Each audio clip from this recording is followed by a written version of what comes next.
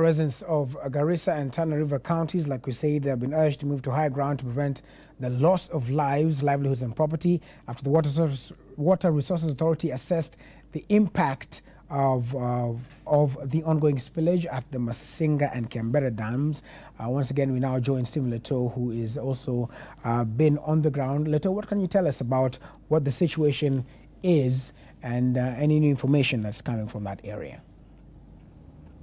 Well, indeed, people here continue to live in fear of that overflow in on top of Masinga Dam, saying that they risk further displacement apart from what has already happened. And what we have been doing is crisscrossing some of the camps that are dotted across Tana River County and see the situation. What we've seen, Willis, is a serious humanitarian crisis, because in those camps, hardly do they get food, and even they are forced to have a meal a day to ensure that what they have in stock sustains them until the next person comes knocking, bringing them food. But again, it is the waters that continue to, cause or leave the villages here grappling with what next to do, because from Saturday, Sunday, from Friday, Saturday and Sunday today, the water levels have continued to rise. For instance, on Friday, we had about 4.6 meters, and about Saturday, that is yesterday, we had the water rising to 4.8, and today the water levels continue to rise, and the Red Cross say when it hits the 5 meters and beyond mark, it could be disastrous downstream. And it is that situation that the Red Cross and government agencies continue to monitor and see how it will salvage the situation to avert deaths and more displacements and destruction of property, Willis. And so more continues to be done here in terms of food distribution.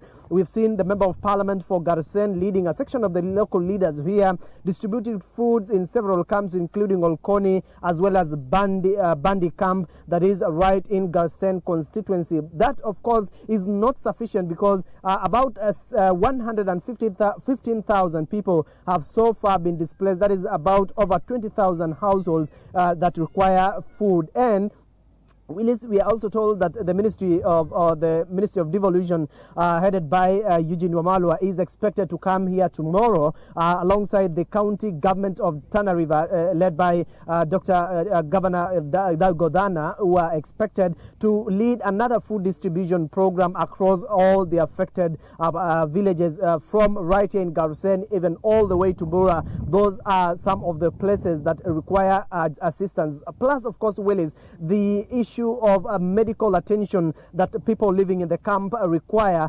Red Cross are trying to offer that, but the locals here say hardly do they get sufficient medical supply, requesting the government to ensure that they do exactly that, to ensure that those who are being affected by diarrhea and skin diseases, like as reported by the Kenya Red Cross, are attended to and brought back to Fort. And so, Willis, there is several issues that the internally displaced persons right here continue to raise. Issue to do with compensation. The locals, or those who had been displaced by the floods in Tana River, say that the government has begun a process of